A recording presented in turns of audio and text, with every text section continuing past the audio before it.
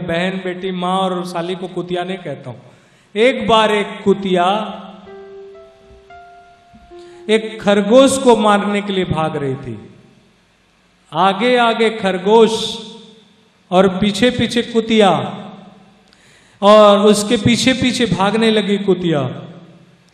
खरगोश भागता भागता भागता भागता एक फटा टूटा शिव मंदिर में पहुंच गया, घुस गया वहां, और वहां घुस के शिवलिंग था, शिवलिंग जो टूटा फूटा था, उसका परिक्रमा ऐसे गया और वहां से फिर देखा कुतिया आ रहा है तो इधर भाग आया।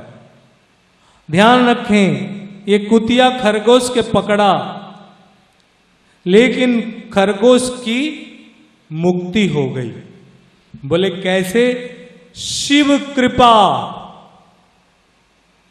ये परात्पर शिव की कृपा से खरगोश को मुक्ति मिल गया। बोले कैसे? क्योंकि वो शिवलिंग का अर्ध परिक्रमा कर लिया था।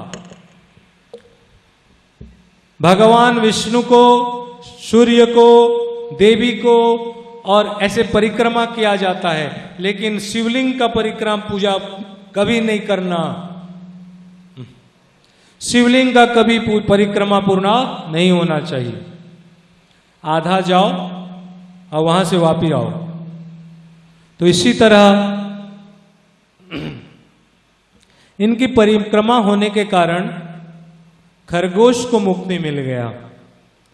याद रखो, जो भगवान सदाशिव हैं, भगवान शंकर हैं, लेकिन मैं यहां बता दूं, हमारे संबलपुर में भी एक खरगोश को एक कुत्ता दौड़ा रहा था। कौन दौड़ा रहा था? जहां खरगोश को कुतिया दौड़ाया और कुतिया की मुक्ति हो गई, जहां कुत्ता को खरगोश दौड़ाया वो जगह संबलपुर बन गया। जहां कुत्ता को खरगोश दौड़ाया वो जगह संबलपुर बन गया। एक बार एक राजा एक सिमिल वृक्ष के नीचे सोए हुए थे और उसका शिकारी कुत्ता उनके साथ था।